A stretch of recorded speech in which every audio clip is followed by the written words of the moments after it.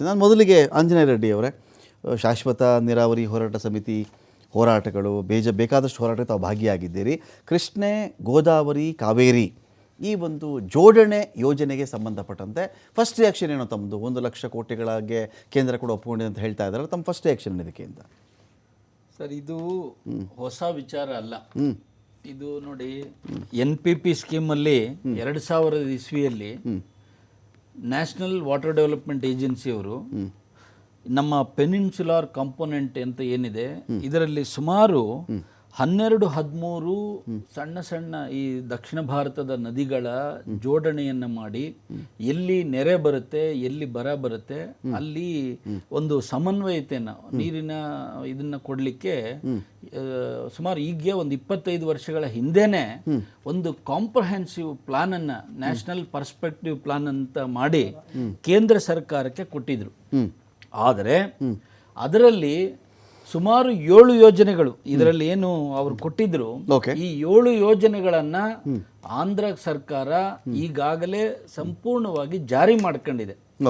ಯಾವಾಗ ಜಲಯಜ್ಞಂ ಹೆಸರಲ್ಲಿ 1,00,000 ಕೋಟಿಗಳನ್ನು ಯಾವಾಗ ರಾಜಶೇಖರ ರೆಡ್ಡಿ ಅವರೇ ಮುಖ್ಯಮಂತ್ರಿ ಇದ್ದಂಥ ಸಂದರ್ಭದಲ್ಲಿ ಅವರು ಕೇಂದ್ರದಲ್ಲೂ ಕಾಂಗ್ರೆಸ್ ಸರ್ಕಾರ, ಅವರ ರಾಜ್ಯದಲ್ಲೂ ಕಾಂಗ್ರೆಸ್ ಸರ್ಕಾರ ಇದ್ದಾಗ ಅವರು 32 MP ಗೆದ್ದಿದ್ರು. ಆದರೆ ನನಗೆ ಮಂತ್ರಿ ಬೇಡ, ನನ್ನ ರಾಜ್ಯಕ್ಕೆ ಕೇಂದ್ರ ಮಂತ್ರಿ ಬೇಡ, ನನಗೆ ಜಲಯಜ್ಞಂಗೆ 1,00,000 ಕೋಟಿ ಕೊಡಿ ಅಂತ ಹೇಳಿ ಪಟ್ಟು ಹಿಡಿದು ಎಲ್ಲ ಯೋಜನೆಗಳನ್ನು ಮಾಡ್ಕೊಂಡಿದ್ರು.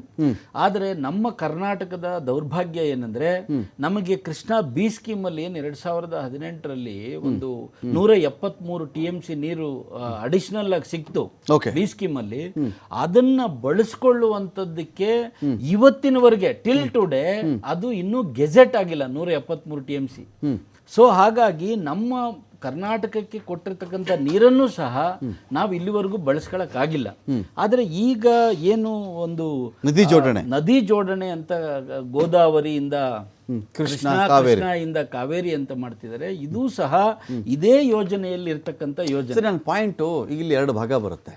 ಯೋಜನೆ ಬಗ್ಗೆ ರಾಜಕೀಯ ಮಾತಾಡೋಣ ಅಂತ ಹೇಳಿದ್ರೆ ರಾಜಕೀಯ ಮಾತಾಡೋಣ, ನದಿ ಗಡಿ ರಾಜ್ಯಗಳು ಅಂತ ಮಾತಾಡಿದ್ರೆ ಆ ರಾಜ್ಯಗ ಅದರ ಬಗ್ಗೆನೇ ಮಾತಾಡೋಣ. ನನ್ನ ಪಾಯಿಂಟು, ನಮ್ಮ ರಾಜ್ಯಕ್ಕೆ ಇದು ಯಾವಾಗಾದರೂ ಪ್ಲಾನ್ ಆಗಿರಲಿ, ಯಾರು CM ಆದಾದರೂ ಪ್ಲಾನ್ ಆಗಿರಲಿ, ಈಗ ಇದರಿಂದ ಒಳಿತಾ ಕೆಡಕ ಅಂತ ಸ್ಟ್ರೈಟ್ ಕ್ವಶನ್ ನಿಮಗೆ.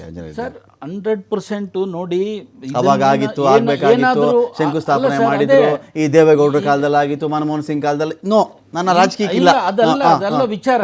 ಅಂದ್ರೆ ಆಂಧ್ರದವರು ಆ NWDA ಮಾಡಿಕೊಟ್ಟಂತ ಯೋಜನೆಗಳನ್ನ 7 ಲಿಂಕ್ಗಳನ್ನ ಈಗಾಗಲೇ ಮಾಡ್ಕೊಂಡ್ರು.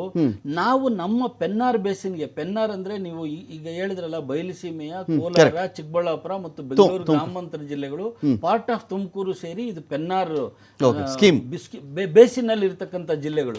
ಇದಕ್ಕೂ ನೀರು ಕೊಡಬೇಕು ಅಂತ ಹೇಳಿ ಅದರಲ್ಲಿ ಒಂದು ಲಿಂಕ್ ಇತ್ತು. ಆದ್ರೆ ನಾವು 25 ವರ್ಷದಿಂದಾನು ನಾವು ಸರ್ಕಾರದ ಮುಂದೆ ಅವಲತ್ಕೊಳ್ತಾ ಇದೀವಿ, ಇಲ್ಲಿ ನಮಗೆ ನೀರು ಕೊಡಿ, ಖಂಡಿತ ಇದರಿಂದ ನೀರು ಬರುತ್ತೆ. ಯಾಕೆ ಬರುತ್ತೆ ಅಂತ ಹೇಳ್ತಿದೀವಿ ಅಂದ್ರೆ, ನೋಡಿ, ಈ ಯೋಜನೆಯಲ್ಲಿ ಇಲ್ಲದೆ ಇರತಕ್ಕಂತ ಹಂದ್ರಿ ನೀವಾ ಸುಜಲ ಸ್ರವಂತಿ ಅಂತ ಹೇಳಿ ಆಂಧ್ರ ಸರ್ಕಾರ ಇನ್ನೊಂದು ಯೋಜನೆಯನ್ನು ಅಡಿಷನಲ್ ಆಗಿ ಇದಲ್ಲದೆ ಮಾಡಿ ಈಗಾಗಲೇ ಕೋಲಾರದ ಗಡಿಗೆ ಅಂದ್ರೆ ಚಿಕ್ಕಬಳ್ಳಾಪುರದ ಗಡಿ ಹಿಂದೂಪುರದಿಂದ ಹಿಡಿದು ಕುಪ್ಪಂವರೆಗೂ ನೀರನ್ನು ತಂದು ಈಗಾಗಲೇ ಕೆರೆಗಳನ್ನು ತುಂಬಿಸಿದೆ. ಯೋಜನೆ ಸಂಪೂರ್ಣ ಆಗಿದೆ.